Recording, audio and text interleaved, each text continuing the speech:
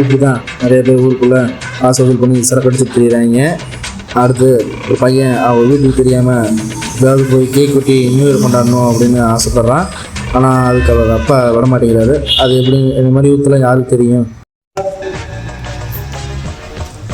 இப்படி போகிறது தெரிஞ்சிருப்போம். என்ன ஆமாங்க, அது இல்லை அங்கிட்டு அடைஞ்சு ஃப்ரெண்டுக்கு ஆக்சிடென்ட் ஆச்சுப்பா. ஃபோன் அதை எப்படா இத்தனை நாள் ஆச்சுனாவே இன்றைக்கி ஆச்சுனானா? இது தலையில் பெரிய காயம். அதான் நியூ இயர் வருது, கேக் வெட்டினா அதானே அதுதான் பழம்பிக்கிட்டு இருக்கிறாரு. இல்லைப்பா அதெல்லாம் என்ன பரவாயில்லடா, நீங்கள் கொடுத்து நாசமால போகிறீங்க. அப்போ அதெல்லாம் போகணுமா? இல்லை நான் போ. சரி.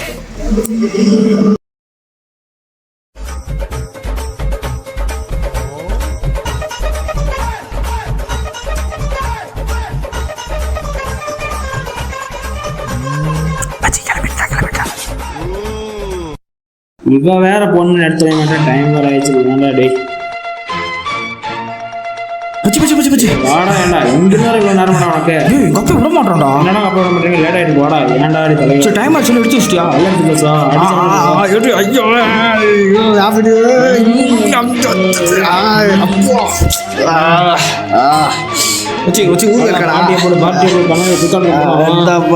ஆட்டோ மட்டும்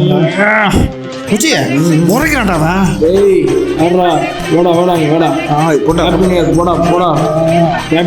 கேட்கல வெட்டியாச்சு. போய் நாளைக்கு வா, நாளைக்கு வா. நாளைக்கு அனைவருக்கும் வாழ்த்துக்கள். ஏய் வா வா வா வா வா எனக்கு புத்தாண்டு வாழ்த்துக்கள். நீங்கள் கேட்கல வெட்டியாச்சு போயிட்டு அப்புறம் வா. போ அவ்வளோதான். அனைவருக்கும் மாபெரும் புத்தாண்டு வாழ்த்துக்கள்.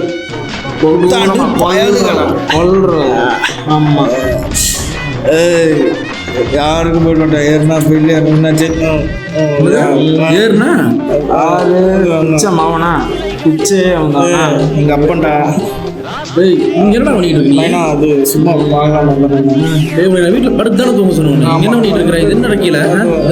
நான் கரண்ட் அங்கிள் என்னடா எப்படி இருக்கிறியா? Happy new year. ஏய் போடா, இவங்க சேர்ந்தா என்னடா சிரிச்சிருக்கு. ஹாப்பி நியூ இயரா?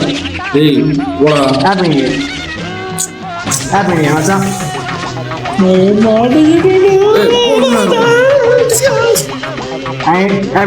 ஏய் போடா.